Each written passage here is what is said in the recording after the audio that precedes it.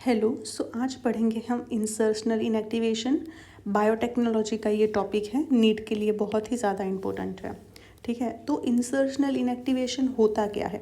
तो insertional inactivation में क्या होगा कि हम जो भी स्ट्रक्चरल जीन है हम यहाँ पे बात कर रहे हैं लेग सेट जीन की। ठीक है, तो वो स्ट्रक्चरल जीन है उसको हम रिमूव कर देंगे और उसी को बोलेंगे हम इंसर्शनल इनएक्टिवेशन। ठीक है, और उसकी जगह पे कोई डिजायर्ड जीन बाइंड हो जाएगा। तो यहाँ पे removal of structural gene is called insertional inactivation. ठीक है, तो फर्स्ट हम समझेंगे कि लेग ऑपेरॉन के अंदर ZYA जो जीन दिए थे उनका फंक्शन क्या था। तो यहाँ पे Z जीन जो है, ये Z जीन जो है वो क्या बनाएगा, बीटा गैलेक्टोसाइडेज एंजाइम बनाएगा। Y जो है वो क्या बनाएगा, परमीएज एंजाइम। एंड A जो है वो क्या बनाएगा, ट्रांस एसिटाइलेज बनाएगा। ठीक है, बीटा गैलेक्टोसाइडेज जो है वो क्या करता है कि इफ़ मीडियम के अंदर लैक्टोज है तो उसका ब्रेक डाउन करके ग्लूकोज एंड गैलेक्टोज में कन्वर्ट कर देगा, क्योंकि लैक्टोज जो है वो क्या है, डाइसेकेराइड है।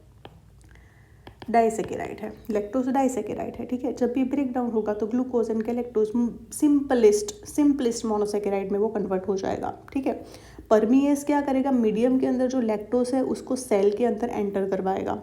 एंड ट्रांस एसिटाइलेज का सिंपल फंक्शन है कि वो ट्रांसफ़र करता है एसिटाइल ग्रुप टू बीटा गैलेक्टोसाइड्स। ठीक है, जो नॉर्मली डिटॉक्सिफिकेशन का फंक्शन है।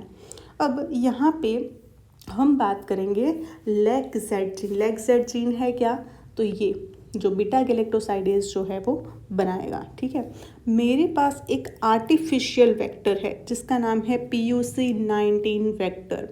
तो ये वेक्टर के अंदर हम जैसे देख सकते हैं ओरी प्रेजेंट है। ओरी मतलब कि ओरिजिन ऑफ रेप्लिकेशन। एक एम्पिसिलिन रेजिस्टेंट जीन के लिए एक कोड प्रेजेंट है और दूसरा क्या प्रेजेंट है, अपना लेग जेड जीन प्रेजेंट है। दूसरी एक चीज़ वेक्टर के अंदर होती है जिसका नाम है रोप, जो रेप्लिकेशन के लिए प्रोटीन बनाता है। ठीक है, दूसरा यहाँ पे क्या होगा, बहुत सारी रिस्ट्रिक्शन साइट प्रेजेंट होगी with in the leg Z gene. ठीक है, रिस्ट्रिक्शन साइट ऐसी जगह है जहाँ पे अपना रिस्ट्रिक्शन एंडोन्यूक्लियस जो है वो कट लगाएगा और लेग जेड जीन को क्या कर देगा, रिमूव कर देगा। ठीक है, अब वेक्टर जो है वो क्या कंटेन करेगा, एम्पिसिलिन रेजिस्टेंट जीन और दूसरा लेग जेड जीन, इतना याद रखना है। ठीक है, क्या लिखा है यहाँ पे कि we will inactivate lac Z gene within a vector so that we can differentiate recombinant and non recombinant vector, है ना। तो अब यहाँ पे क्या करेंगे हम कि रिस्ट्रिक्शन एंडोन्यूक्लियस की हेल्प से लेग जेड जीन निकाल देंगे और उसकी जगह पे कोई और जीन जो है, डिजायर्ड जीन जो है वो हम बाइंड कर देंगे। ठीक है, और उसके बाद उसको ऐड करेंगे बैक्टीरियल सेल के अंदर। ठीक है, ये वेक्टर जो है वो बैक्टीरिया के अंदर जाएगा। ठीक है, तो अब यहाँ पे ये देखते हैं कि अपने पास बैक्टीरिया है। ठीक है, इकोलाई बैक्टीरिया लेंगे। Bacteria grow on a lactose and ampicillin medium. Bacteria को ऐसे मीडियम में ग्रो करेंगे जिसके अंदर लैक्टोज एंड एम्पिसिलिन का जो भी एंटीबायोटिक है वो प्रेजेंट है। ठीक है, पहले तो क्या किया, वेक्टर लिया, वेक्टर को बैक्टीरिया के अंदर इंसर्ट कर दिया और जो भी मीडियम है जहाँ पे बैक्टीरिया को ग्रो किया है वो क्या कंटेन करता है, तो लैक्टोज कंटेन करता है एंड एम्पिसिलिन कंटेन करता है। ठीक है, अब क्या करेंगे, हम बैक्टीरिया को ग्रो करेंगे 24 आवर के लिए। ठीक है, 24 आवर में बैक्टीरिया क्या करेगा, इफ़ उसके पास लेग जेड जीन होगा तो वो बीटा गैलेक्टोसाइडेज बनाएगा और लैक्टोज जो है वो क्या होगा, ब्रेक होगा। ठीक है, तो हमको कॉलोनी देखनी है और दूसरा कि बैक्टीरिया डेड है कि अलाइव है वो देखना है। दैट मीन्स कि एम्पिसिलिन गया होगा तो बैक्टीरिया जो है वो अलाइव रहेगा, बट नहीं गया होगा तो वो क्या हो जाएगा, डेड हो जाएगा। ठीक है, तो यहाँ पे जो एम्पिसिलिन एंटीबायोटिक है वो ये बताएगा कि बैक्टीरिया जो है वो ट्रांसफॉर्म्ड है या फिर नॉन ट्रांसफॉर्म्ड है। ठीक है, अब मुझे ऐसे तो दिखेगा नहीं कि लैक्टोज ब्रेक डाउन हुआ है कि नहीं हुआ है। ठीक है, तो मैं क्या यूज़ करूँगी यहाँ पे, क्रोमोजेनिक सब्सटेंस जिसका नाम है एक्सगेल। ठीक है, वो जब भी ब्रेक डाउन होता है तो क्या प्रोड्यूस होता है, ब्लू कलर प्रोड्यूस होता है। ठीक है, तो इफ़ बैक्टीरिया कंटेन करता होगा बीटा गैलेक्टोसाइडेज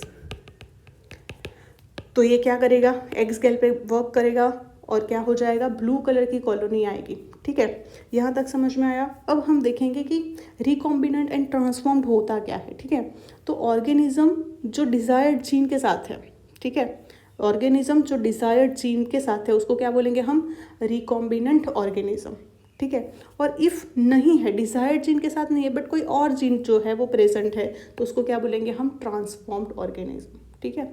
वैसे ही वेक्टर का भी है कि वेक्टर के साथ डिजायर्ड जीन बाइंड हो गया है और लेग सेट जीन निकल गया है, तो उसको क्या बोलेंगे हम, recombinant vector. But leg set gene है, डिजायर्ड जीन बाइंड नहीं हुआ है, तो उसको क्या बोलेंगे हम, ट्रांसफॉर्म्ड वेक्टर, ठीक है। अब यहाँ पे ये सारी चीज़ें जो है वो कैसे पता चलेगी वो देखते हैं।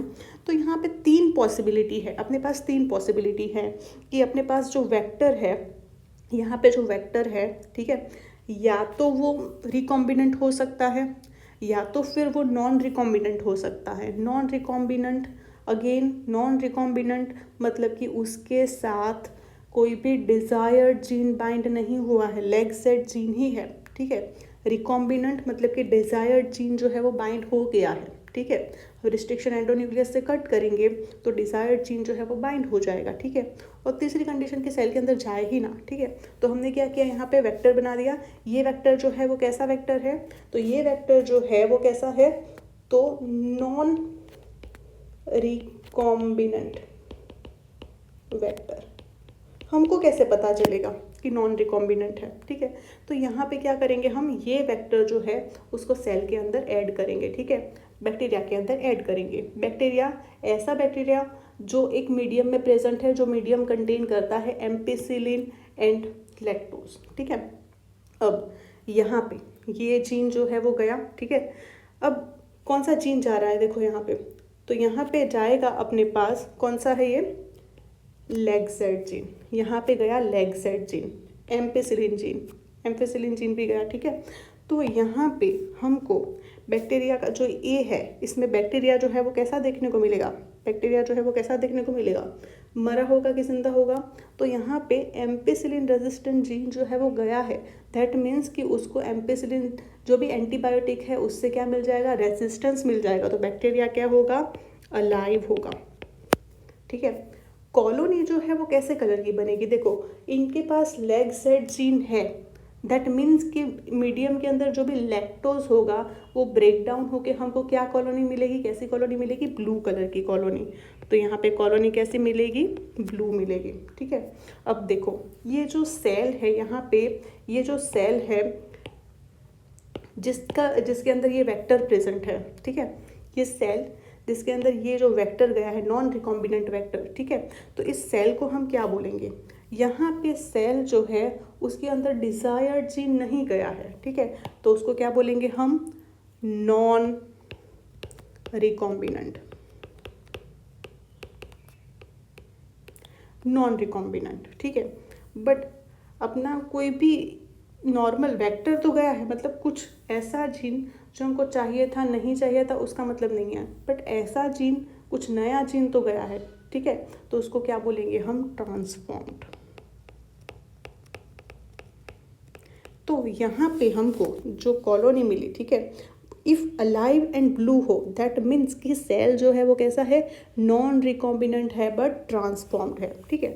अब दूसरी पॉसिबिलिटी देखो, जिसके अंदर अपने पास ये जो डिज़ायर्ड जीन है वो ट्रांसफ़र हुआ है। तो डिज़ायर्ड जीन ट्रांसफ़र हुआ है मतलब कि लेग जेड जीन जो है वो नहीं है।